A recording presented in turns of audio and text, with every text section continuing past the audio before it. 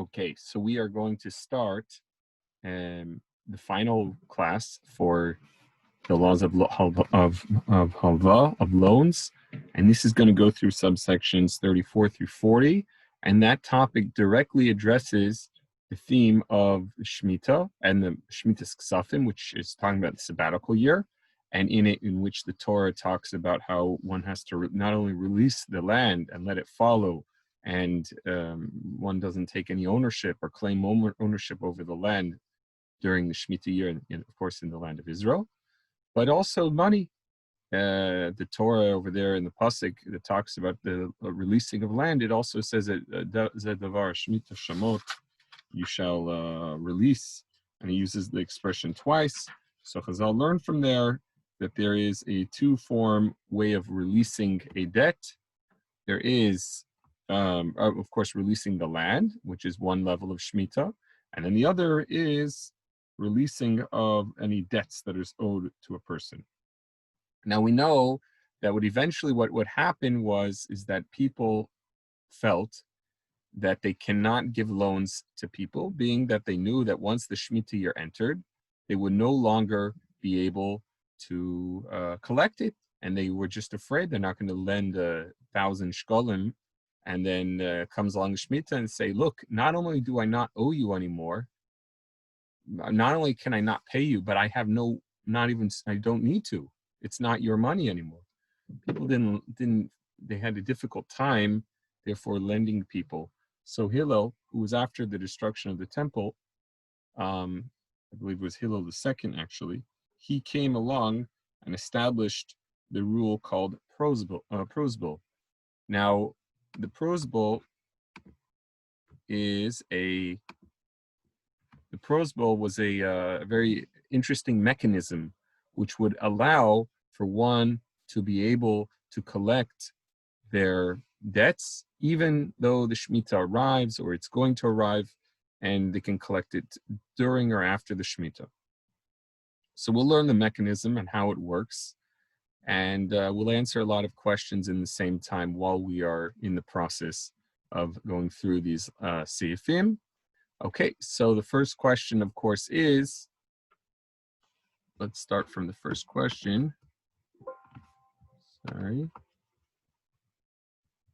Okay, sorry.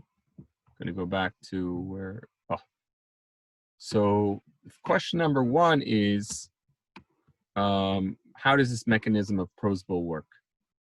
So actually, interestingly, the word Prozbul means Prozbulibut, which means it's a enactment, an ordinance on behalf of the rich. Bully is like a bully, that rich people are like bullies, who knows? And but is the poor people. So it's actually help the poor and the rich. It help the poor that they could continue getting loans. Otherwise, if they don't get loans, it's a big problem. And it also help the rich that they would be able to collect their loans. Okay, so this was in Hillel's enactment. Some people, as you see, maybe we'll discuss later, have a contract, an actual document in which they would be able to use as a form of giving over and enacting the mechanism of Prozbul to take place, as we'll see we will discuss soon. So first is that how and what is the exact lashon, the wording for a person to do when they want to make a Prozbul. So the Talmud is on, a discussion of this is on 36a, and Lamed Vav Amud Aleph in the Gemara Gittin.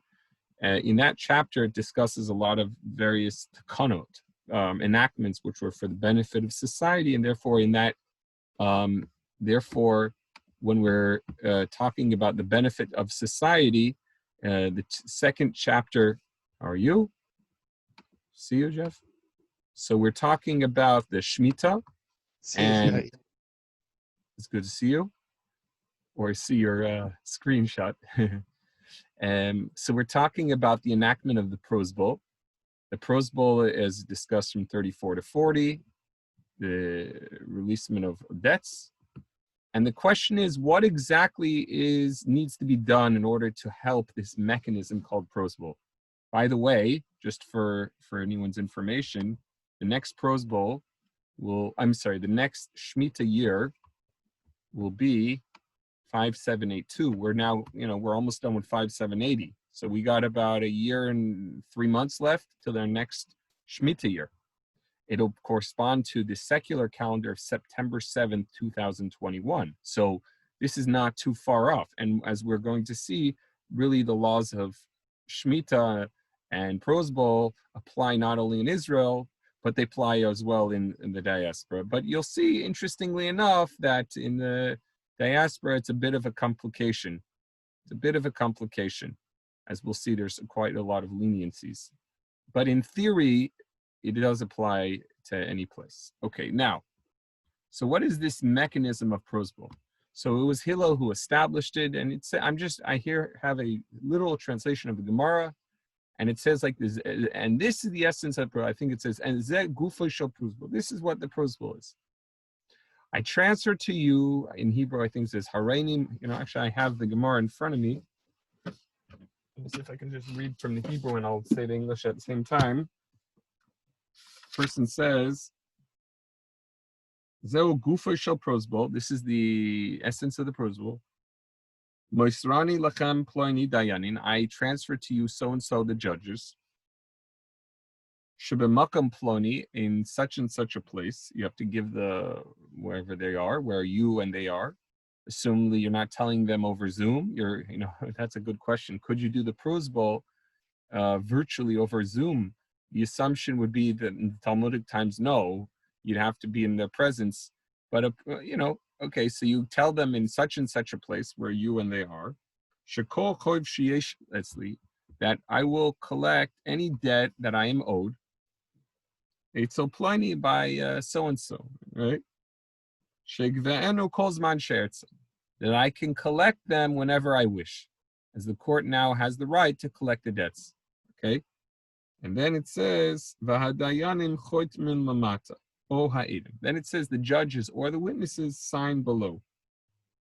Interesting how it uses, so the wording is very, very interesting. So on one hand, it's the simple reason, and this is all discussed in the Alter Rebbe Shulchan Aruch, very,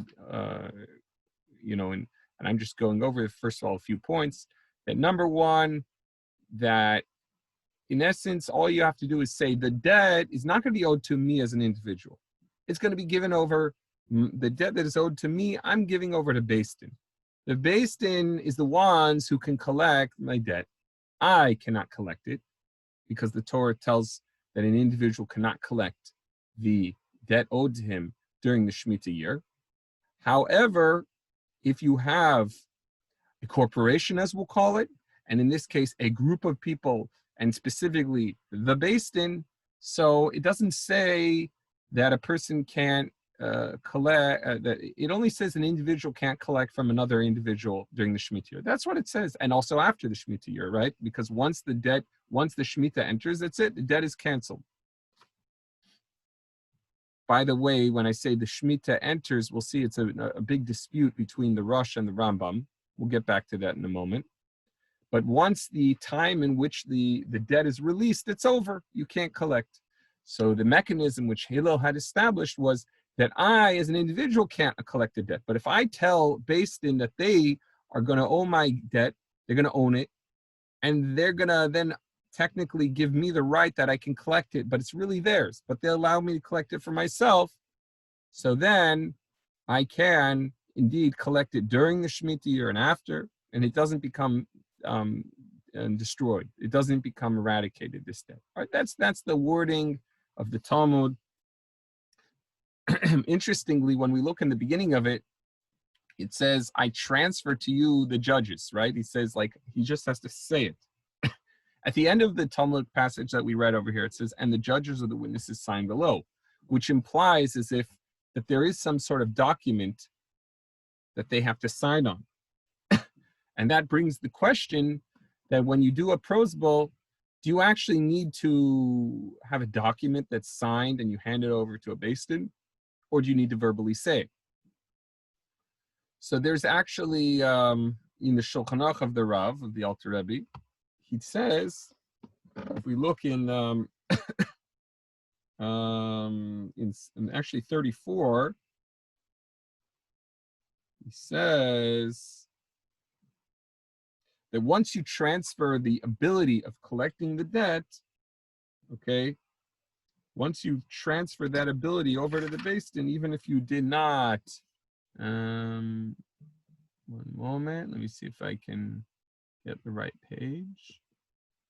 Yeah, it's in 34. So once you've actually said it verbally that you're giving it over to them, that's technically enough.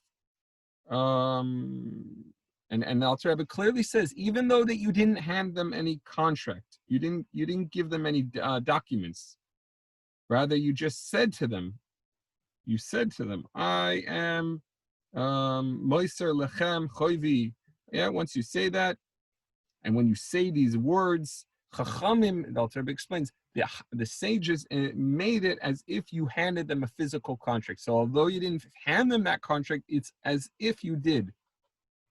And this therefore will help even when you made a loan without a contract. Although we always say it's almost an avera, it's almost a sin to give a loan out without a contract, because then there could be a dispute later. Or did it take place?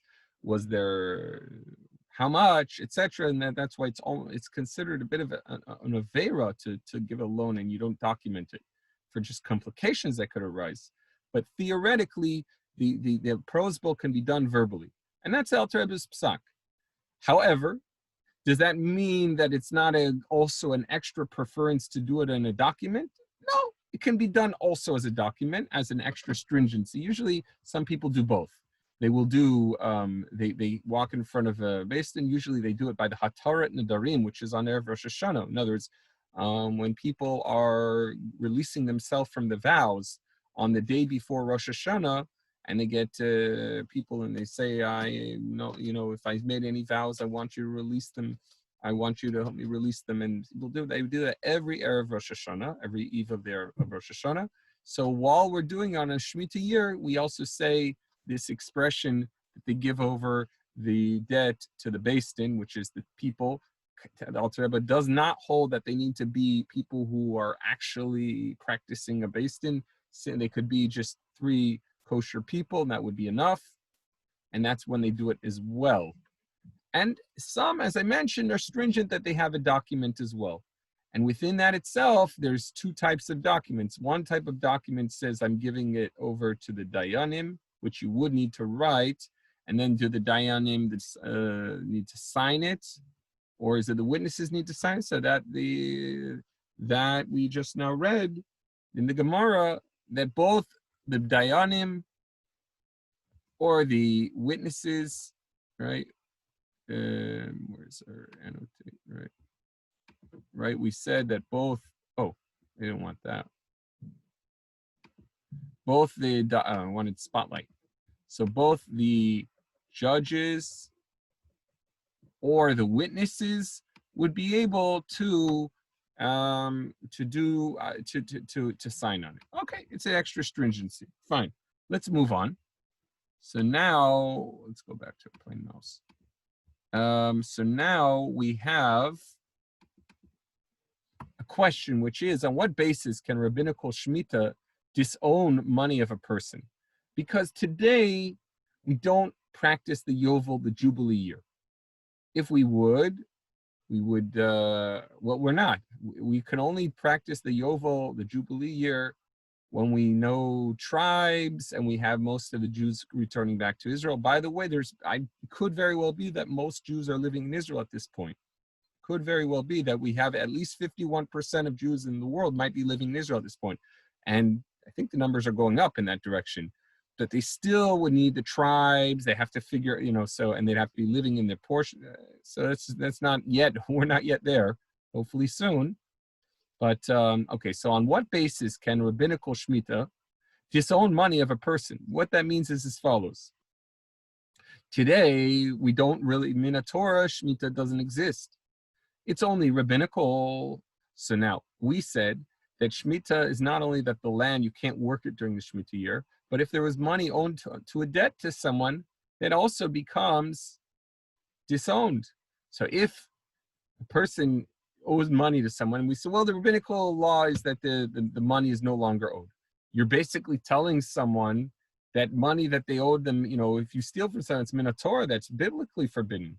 And now we're saying, well, money that's owed to him, well, the rabbinical law of Shmitah will override that, and therefore you don't have to pay back. Again, well, we have the Prozbul, which fixes that. But again, without going to the Prozbul, the question is how will it be effective? That's a Gemara's question on 36b.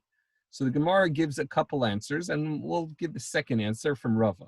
Rava says that the sages are able to institute this ordinance of saying that the debt that's owed to someone is released, because property declared ownerless by the Beis Din, by the court, is ownerless. In Hebrew, it's called hefker, Beis Din hefker. When the Beis Din says it becomes disowned, it becomes disowned.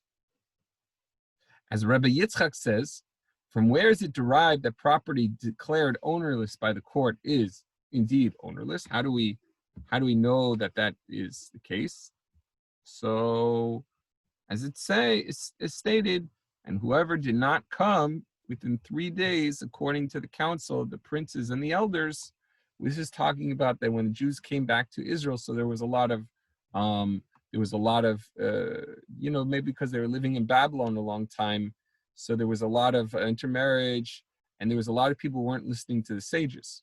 So the Ezra and Mordechai and many of the great assembly leaders, Nehemiah and great leaders, so they, by the way, put together our Siddur. They made a lot of very important rules, the Takanot that they enacted. So they said, if you don't come within 3 days, your property will become ownerless.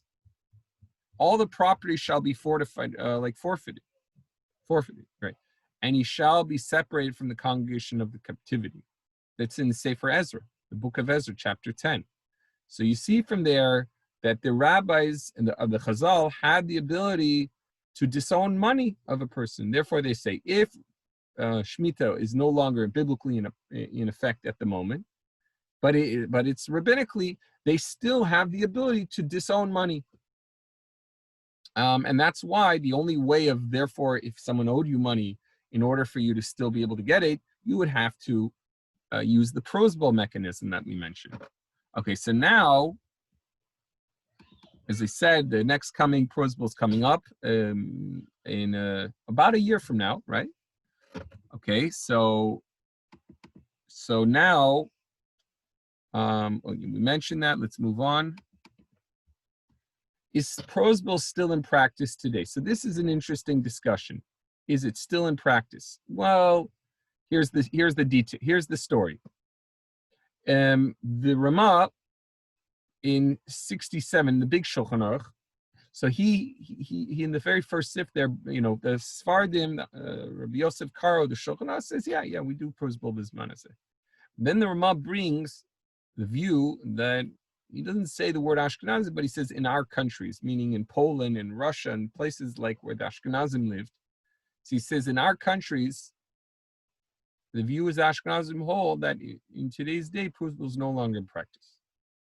And this is also their custom. It means it's not only that it's a theory, it's a theoretical opinion or a Talmudic view, and but it became the custom that in the Ashkenazic communities, they stopped requiring the need to make a Prozbul. They said that the money will be released. You can continue to collect your debts, and it will be into effect. And then there was a great dispute and debate. So one person who was very vehemently against this was the Rosh himself. The Rosh is Rabbeinu Asher, who was an Ashkenazic rabbi, but he moved to Spain. And he was a rabbi in the beginning years for Ashkenazim, and in the later years when he was with the Sfardim, so he was a rabbi for them as well. But his psakim, his rulings, his halachic rulings, were really imparted from his own teachers. One of them was his own father, who authored the sefer called the Tur, and other Ashkenazic poskim. So in the tshuva over there, a responsive written by the Rosh, and that's, by the way, the source for the Alter Rebbe in subsection 35. He explains that the Ashkenazim rely upon the basis that this is the accepted norm, that people can still collect debts during and after the Shmitah. So it is considered as if the condition stands according to the Torah. In other words, very simple. If a person gave a loan today, and they say, I'm giving you a loan on condition that the Shmitah will not remove the loan. This is my condition. Will it be effective? Can such a condition work? The answer is no. You can't make a condition against the rules of the Torah. Person can't say, I'm going to lend you money on condition that you and me both agree that I can collect from you ribis, that I'm allowed to collect interest. That's not allowed. Even if they'll make the condition, they'll hand sign it and they'll sign signatures and they'll, make full say, I totally allow it, and both sides are no problem. Like, I have no problem to pay 5% interest on this loan. Actually, I'll be thrilled because I would have to pay a lot more if I'm going to go to a bank or something. Doesn't make a difference. The Torah doesn't allow it, and therefore their condition is null and void.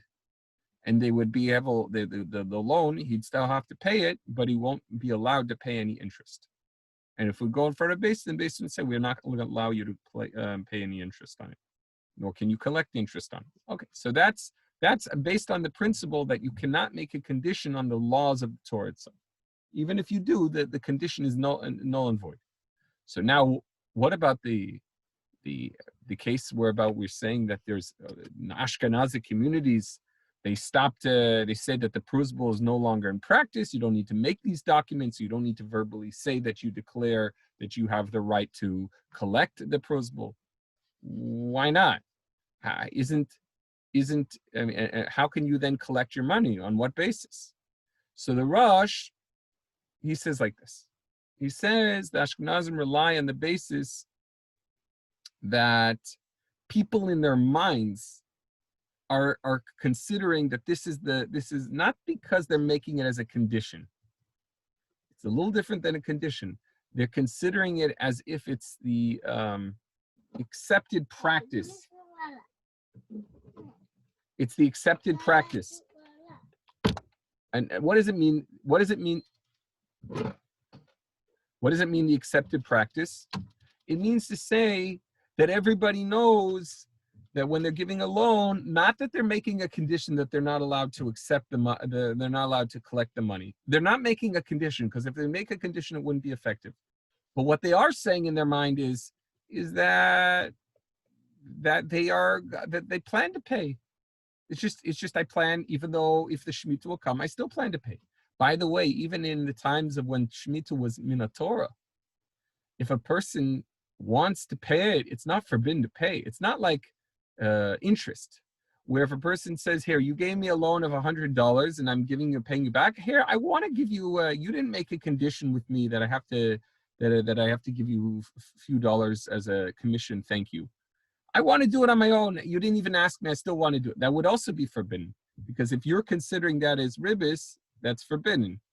Is that as an interest, a token of appreciation, extra gift, that's also forbidden.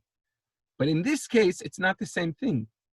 When a person and when society as a whole says, listen, we give loans, and when the Shmitah comes, in our mind, we still plan to pay.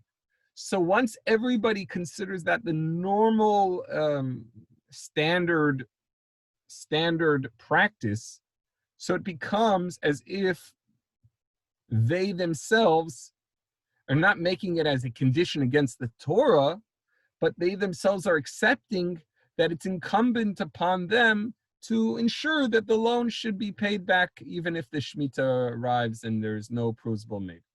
Because this is their obligation that they are putting upon themselves, even if they weren't really obligated. That's what the Rosh wants to say. In other words, very simple. The Rosh says that in essence, really, if the Shmitah comes, you shouldn't need to pay, but people made it totally a standard norm today that they should pay regardless. And that makes as if everyone has to pay. That's the Rosh's reason. And Trumas Hadeshin, the Ramah brings another reason, brings the Trumas Hadeshin, chapter 304. He says that the enactment of relinquishing debts in today's day, meaning that when you have a debt and the Shmitah comes, you don't have to pay it anymore, is only rabbinical, as everybody agrees that since it's dependent upon the counting of the Jubilee year, the Yovel year, and we're not doing the Yovel year at the current times, so therefore the Shmitah is also not fully in practice, okay? It's only rabbinical. So the sages only enacted this rabbinical law that the Shmitah releases payments and debts only in places as a remembrance to the land of Israel. So in the land of Israel is where it would really be applicable. And they decided to extend it even in the diaspora, but only in countries which are very close to the land of Israel, like Egypt, like Babylon, which is basically Iraq, maybe Syria. But they're not going to extend it, nor did they extend it to places like Germany, France, Russia, Poland, Ukraine, England, because those places were far from the land of Israel, and they were not included in this enactment of remembering the Shmitah that was taking place in the land of Israel. So that's the Trumas Adeshin's reason. Okay, so we have a second reason. And then the Ramah brings a third reason why people are still able to collect the Shmitah. They're still able to collect the, one second. The Ramah brings a third reason why people are a bit lenient today and not making a Prozbul. And that is because there's a dispute as to when is the Shmitah year altogether. So there was in the Rambam, for example, he says what the year of the Shmitah is. And the Ramah brings down what his calculation is. And there are different opinions, but the point is that there was a bit of a dispute in the Rishonim period. Do we have track of the original Shmitah? Because if the chain is broken as to when is the calculation of the Shmitah year, we could be doing it all wrong anyways. So because even though that it seems certain that we have, the view of the Rambam, which is pretty much concrete correctly, that this is the correct year of the Shmitah, but because itself is a bit of a dispute, so that's another reason why Bisman Hazeh, in today's society, today's day, there have been those who are a bit lax about the Prozbul. So what would be a practical bottom line? What would come out from this? Which very fascinating. What could come out is that if you didn't make the Prozbul, so the assumption is that doesn't mean that you can't collect your debt anymore. Because since there's already opinions that say that in today's society, people took it as a norm as if they automatically, on their own, make it incumbent that they need to pay back the debts. So, and for whatever the reasons may be, either the Russia's reason or the Trumas Adeshin's reason, and in Ashkenazi communities, at least in the United States and places like Canada and stuff, in Russia and Germany, they were not near the land of Israel and they couldn't collect. Or because we don't necessarily have the exact calculation of the Shemitah year, even though today the Alter Rebbe himself brings what he believes the calculation is based on the Rambam. But for any of those reasons, that would be enough as to that if a person didn't know about Prozbul, did not make it, that would be effective, that they could be able to collect regardless. But of course, maybe there was a time when Ashkenazim were a bit lenient, but today definitely the custom is to, yes, make a Prozbul, and to be stringent on this matter. And today this is what we do. We do make the Prozbul. Okay, let's continue. What happens if someone did not make a Prozbul when the Shemitah finishes? Okay, so I said earlier that in a real, person has what to rely upon, not that if they didn't make the Prozbul would help, but one should not, we are stringent in these matters today, and I wouldn't rely on that initially. In other words, yes, you should make a Prozbul and you should, do it. Okay. However, the question is, when does the Prozbul take effect?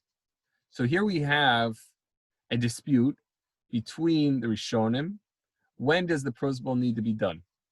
So as I mentioned earlier, that the Shemitah year, this coming up one, will be 5782, and we're now finishing 5780 soon. I mean, a couple more months. So we have the month of Av and Elul. That's it. 2 more months, and we're finished with the year of 5780. And then we hit 5781. And then at the end of 5781, so again, according to the Rosh, as we're saying right now, you would need to make a Prozbul. So we mentioned the Rosh earlier. We mentioned that he was going nuts, he says. He said he was screaming, kekruchia, like a crane. He was screaming, what's going on over here? Why are people not making Prozbul? He also had another problem, he writes. He didn't understand then many people were making the Prozbul during the end of the Shmitah year. That means that they would make it, if the coming up Shmitah year will be 5782, that they're going to do it towards the end of 5782, and they're only then going to make a Prozbul. He said, I don't understand what you guys are doing. You need to make the Prozbul before the Shmitah year starts. You need to make it like Erev Rosh Hashanah or something like, right before the Shmitah year starts, not as it's finishing. How can you say to a Beis Din, go and collect my debt wherever it will be, it'll be in your name, when it's already the year of the Shmitah, when the Torah says you have to relinquish your fields, you have to relinquish your debts? So he didn't understand that. Makes a lot of sense, actually. So, according to the Rambam, and this is the standard approach, the Prozbul is made at the end of the 7th year. Now, why did they say that? Because when you read the verse of it's in 36, by the way, this discussion. Because when you read it says Miketz Sheva Shanim. It says at the end of 7 years, and you have to relinquish. So the simple meaning is that only at the end of the 7 years will the debt be relinquished, and you can't collect anymore. But the Rosh says no. But you're not able to, just because it'll be automatically relinquished, but how can you try to make a mechanism which will be allowing you to collect during the Shmitah year? So you have to create this mechanism before the Shmitah year starts. Okay, that's what he says here. He says, according to the Rosh in the Tshuva, the Prozbul should be made before the start of the Shmitah year, because once the Shmitah year enters, one cannot demand his debts to be paid to him. So that's the view of the Rosh. The Alter Rebbe accepts that opinion. So if you look, many poskim will just say you only have to make one Prozbul, and you follow the standard approach, the Rambam and others. Miketz Sheva Shanim, at the end of 7 years, go ahead and you make your Prozbul at the end of 5782. But according to the Rosh, and those who follow him, including the Alter Rebbe, is concerned, and he's choshesh, he is concerned for the view of the Rosh, he would say no. Before 5782 starts, you have to already make your Prozbul. Whether it's a contract or a verbal expression, it's acceptable if you just make a verbal expression in front of 3 people who are acting as a Beis Din, but some are extra stringent to make a contract as well, like signed on, or scrupulous to fulfill that on a more stringent approach. Okay, in practice, bottom line is that those who follow and are concerned of the view of the Shulchan Aruch of the Alter Rebbe would do 2 Prozbuls.